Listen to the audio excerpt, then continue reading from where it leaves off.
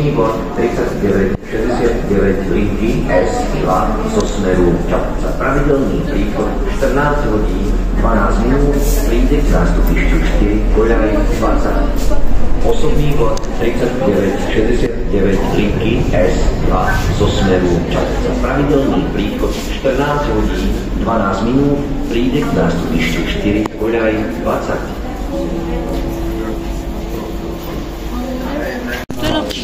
Osobný vlak 3471 linky S1 zo smeru Trenčín, Zlatovce a Lúkov, ktorý pokračuje smer Bari.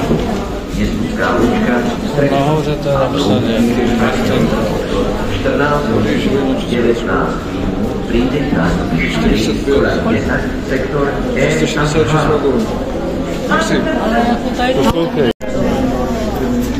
Osobný vlak 3471 linky S1 zo smeru Trenčín, Zlatovce, ktorý pokračuje smer Rúd, pravidelný odchod 14 hodín 19 minút, prichádza k nástupišťu 3, koľaj 10, sektor E a H.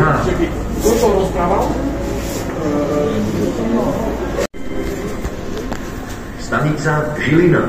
Osobný vlak 3969 zo smeru Čapca. Pravidelný príchod 14 hodín 12 minút, prišiel k nástupišťu 4, koľaj 20. Vlak tu jazdí končí.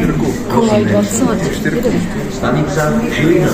Osobný vlak 3471 linky S3 zo smeru